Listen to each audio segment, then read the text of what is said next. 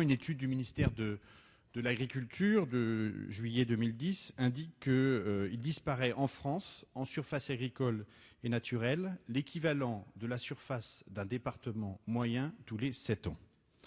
Or, la territorialisation des objectifs de logement, dans le cadre, par exemple, d'un contrat de développement territorial, celui de la Seine-Aval et de la Confluence, pour ne prendre qu'un exemple, prévoit une densité minimum de construction de logements à l'hectare. Afin de remplir ces engagements de construction en Île-de-France, tout en respectant les surfaces agricoles et l'ensemble des servitudes d'urbanisme, je souhaite savoir, Monsieur le Ministre, si vous ne pensez pas que se posent à ce jour 3 questions de fond. Première question qui d'ailleurs s'illustre très bien en Seine-Aval, que ce soit à Triguel, à Conflans ou à Verneuil-sur-Seine. Première question, ne faut-il pas une révision générale de l'ensemble des plans de prévention du risque d'inondation et une mise en cohérence de ces plans au niveau francilien? Deuxième question, ne croyez-vous pas qu'il faille une accélération de l'élaboration des plans de gestion des risques d'inondation dans un souci de ne pas empêcher un certain nombre de projets de se mettre en œuvre? Et enfin, une question qui peut être anecdotique mais qui est très ancienne dans notre législation, ne pensez-vous pas qu'il faille un cadre rénové tout en pérennisant l'action des services publics en matière de digues, en remplaçant une loi de 1807 qui, elle, était déjà la relecture d'une ordonnance de Colbert.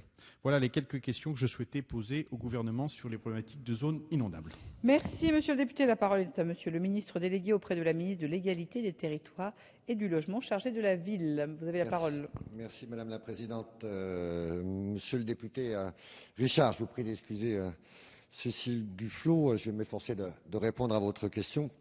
Effectivement, jusqu'ici, le constat était unanimement partagé d'une consommation excessive des terres agricoles et naturelles à la faveur d'un étalement urbain non maîtrisé. Mais vous avez pu constater comme nous que les politiques mises en œuvre n'ont pas permis d'empêcher la disparition de l'équivalent d'un département tous les 7 ans.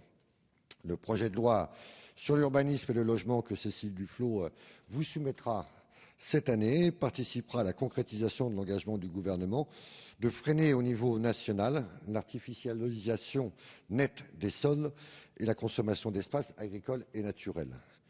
Compte tenu des besoins de construction de logements, la maîtrise de l'artificialisation des terres ne peut se concevoir qu'en articulation avec les politiques d'urbanisme, avec un effort de densification urbaine et d'optimisation du foncier, notamment dans les zones d'activité. Maîtriser l'artificialisation des sols n'est pas contraire à l'impératif de construction, à condition de mettre en œuvre les bonnes politiques d'aménagement durable. Il faut faire preuve d'imagination et d'innovation pour concilier ces deux objectifs de manière efficace. C'est d'autant plus nécessaire quand une partie du territoire est soumise au risque d'inondation, comme c'est le cas en Île-de-France. À l'heure actuelle, environ 900 000 franciliens seraient directement touchés par une crue centenale et devraient être évacués et relogés.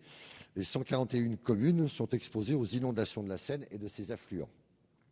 L'objectif de la politique de gestion des risques d'inondation sur ce territoire est d'atteindre, grâce aux différents outils disponibles et déjà existants sur le territoire d'Île-de-France, je pense au plan de prévention des risques, aux dispositifs de gestion de crise ou aux actions de réduction de la vulnérabilité, l'amélioration également des performances des ouvrages hydrauliques, un équilibre entre la prise en compte du risque d'inondation et celle des problématiques et des dynamiques territoriales.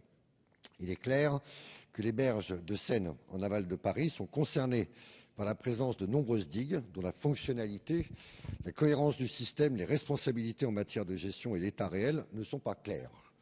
Nous avons donc un programme de travail sur plusieurs années pour finir le recensement, les classer et suivre les prescriptions.